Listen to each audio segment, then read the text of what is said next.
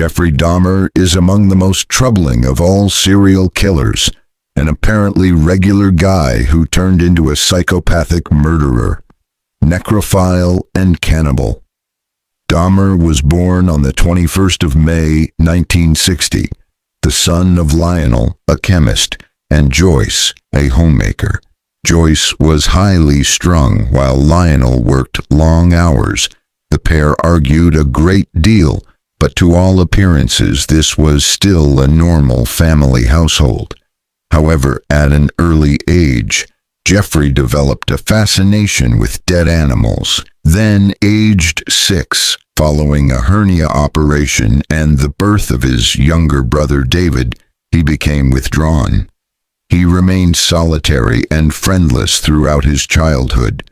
In his teens, his fascination with dead creatures intensified.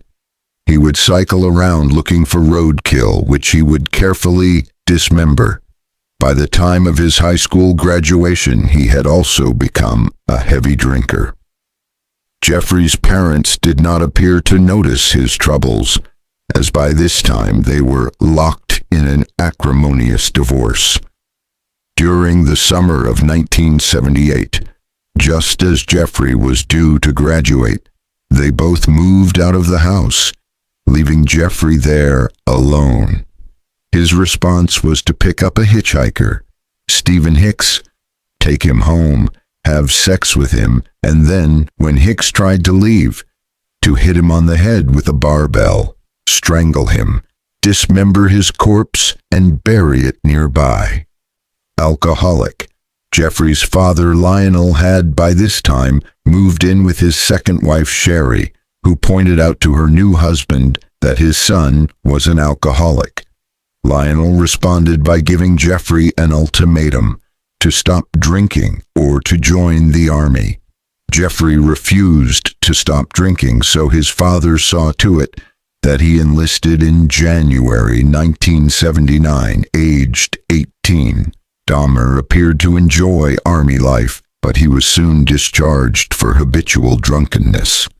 Soon after, he moved into an apartment in his grandmother's basement, and his life continued its downward spiral. In 1982, Dahmer was arrested for indecent exposure, and then again in 1986. Each time, his father paid for lawyers, and for his second offense, Dahmer was given a suspended sentence and counseling. The counseling clearly had little effect, however, as he went on to kill 3 times during the next year. First victim. His first victim that year was Stephen Tuomi, whom he met in a gay bar.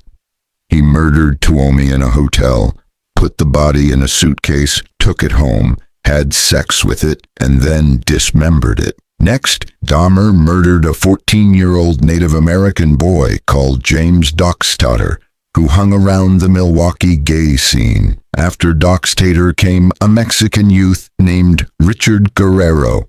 Dahmer's career of savagery categorically disproved a previously held theory that serial killers only murder within their own race. At this point, Dahmer's grandmother, bothered by his drunkenness and the terrible smells coming from his apartment, evicted him. Dahmer moved into his own flat in Milwaukee in September 1988. The next day, he lured a 13-year-old Laotian boy there, offering to pay him for a nude modeling session. He drugged the boy and fondled him, but did not become violent. The boy's parents reported Dahmer to the police. He was sentenced to a year in prison for sexual assault.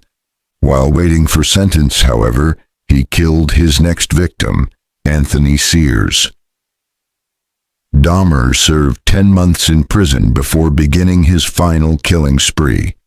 Between June 1990 and July 1991, he murdered another 12 men.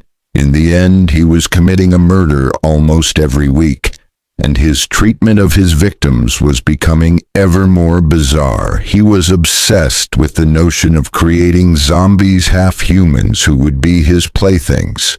To this end, he drilled holes in his victims' skulls, while they were still alive and dripped acid into their heads. Unsurprisingly, none of his victims survived. In at least one case, he also tried cannibalism. He kept his victims' body parts in his refrigerator and placed their skulls on an altar in his bedroom. Most disturbing of all was the case of Konorak Sinthasomphone, the brother of the Laotian teenager he had previously molested. Dahmer drugged Konorak, but the boy managed to escape from the apartment.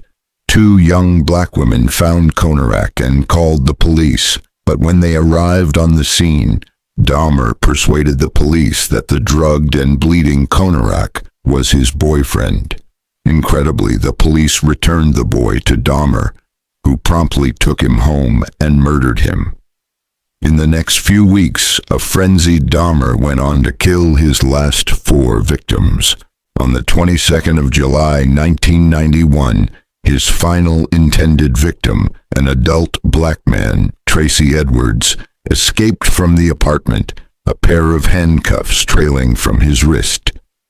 Edwards managed to flag down a police car and then led the police back to the apartment, where they were horrified to find a human head in the refrigerator. Dahmer's killing spree was finally over, as details of the story emerged in the press. The full picture of Dahmer's horrific crimes shocked an America that had become wearily accustomed to tales of murder and perversion. By the 22nd of August 1991, Dahmer had been charged with 15 counts of murder. His trial began on the 30th of January 1992. He pleaded guilty but insane. The jury found him sane and he was sentenced to 15 consecutive life sentences.